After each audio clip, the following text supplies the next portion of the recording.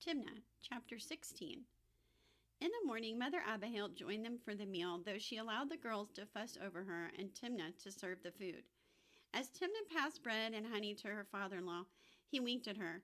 Before they ate, he led them in a prayer of thanksgiving. His voice was strong and confident. Even Shem and his brothers looked relieved that their mother was well. Good, Timna thought. Now if only today the sun will shine. But instead, a sudden, violent shudder sent them all staggering. The ark quickly settled, but now a noise such as Timna had never heard roared all about them. Cold air swept down from the air vents, rattling the metal lamp boxes and scattering woven baskets and other things not fastened down. Wind, Shem cried, but such wind as nothing will stand before it. He stood and grasped the rail. At least let us see what is out there. Ham, Japheth, help me with the window. He shouted to be heard above the roaring outside. Sit, his father commanded in a voice that demanded obedience. Startled, Shem stared at his father, then sat with his back against the wall. All of them stayed where they were. Timna huddled next to the women holding the low railing above them. Thief and Mangy were held fast in their corner by the large crate filled with wood for the cooking stove. The ark rocked, but it did not tip or spin. The wind sounded like the thunder of 1,000 bulls beating the ground as they ran. The roaring wind continued to blow steadily, and Timna slowly uncovered her ears. Noah's eyes were bright, and he raised his voice in a mighty shout. "It is the wind of God. Do you not feel it, my children?" he cried. "The waters are sinking. We are saved." Timna sat stunned. She did not know what she felt, and yet there was something, a light sinking feeling maybe. Could it be true? Were the waters really going down? Had the Lord God sent the ferocious wind that she feared would blow the ark over? She stared at Noah's face. Tears ran down his cheeks into his beard, but his hands were lifted in praise. "Do not be afraid, child," he cried out as he saw her questioning eyes. "He will send his angel to keep the ark safe until his winds have done their work." Timna knew in her heart that God must have spoken to Noah. Though the wind continued to roar outside, the ark floated as it had before. Her father-in-law had already risen to his feet and was helping Mother Abihail to stand. "Come," he called. "The winds will not hurt us, and it may be some time before they cease." He had to shout to be heard. "We must be patient, but that is nothing new to us, huh? We will be patient, but I fear the animals will not." Shem followed his father without a word, but this time Timna understood. When the men were gone to tend to the animals, she helped Zeruiah and Mehetabel put things back in place. Mother Abihail seemed to have energy for the first time in days. Every word any of them said had to be shouted, but somehow the work was done. When they had prepared a simple meal of dried fish and bread and tea, they sat to spin the wool waiting in large baskets. Timna's nimble fingers spun the hand loom quickly as her thoughts raced. How long would the winds roar so terribly? What would it look like to see the waters gone? Where would they find themselves once the flood was over? If only she could look outside and see. Would she see an angel holding the ark steady? Her mind imagined how it could be. A miracle. However it was, surely if God sent the wind, it must obey him. In the morning, would everything change?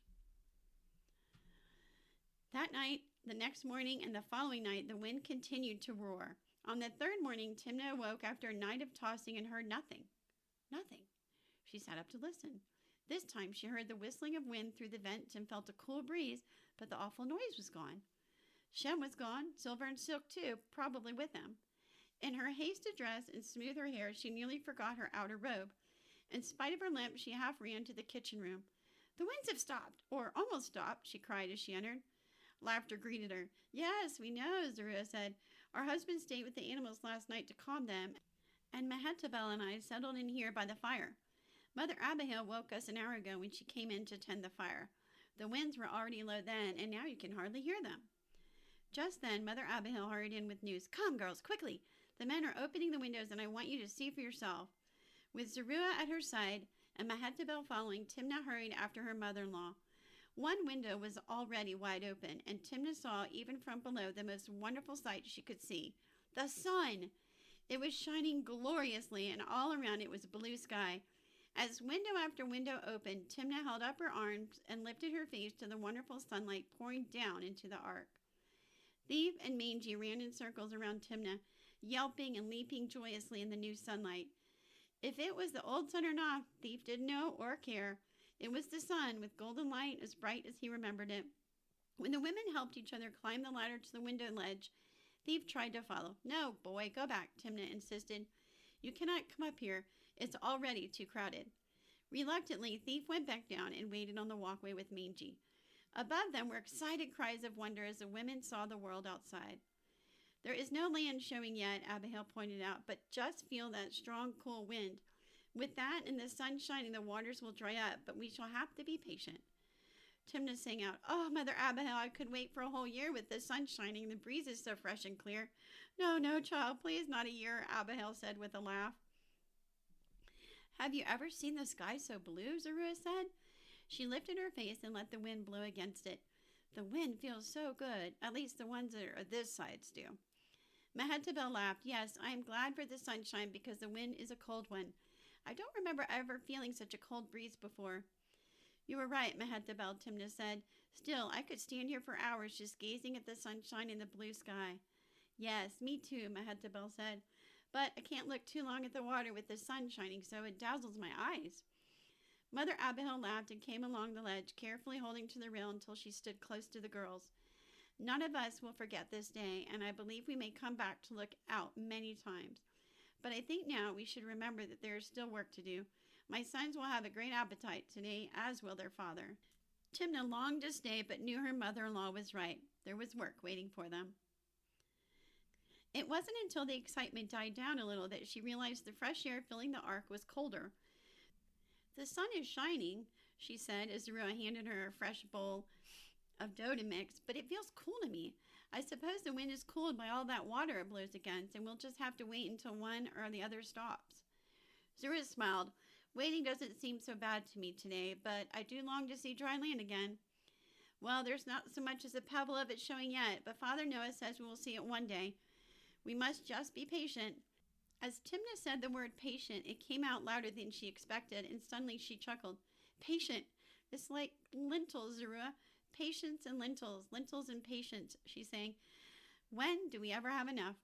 Timna couldn't help herself and began to laugh. She laughed until her stomach hurt. Zorua also laughed until the tears ran down her face. Mother Abigail came just in time to see them laughing. "Well, well, girls, I guess today I should just have to be patient with you." Once again, Timna and Zorua laughed, but this time both had to stop as they gasped for breath. Thief and Mangy had come in with Mehetabel, who carried a basket of dried figs. Mehetabel smiled at the sight before her. "Shall we celebrate too?" she said, throwing a fig to each of the dogs and taking one for herself. Thief leaped up for joy as Mehetabel threw yet another fig to each of them. Laughing, Mehetabel sat and offered figs to Timna and Zorua. Timna smiled to see that Mehetabel no longer hesitated to reach for another one herself.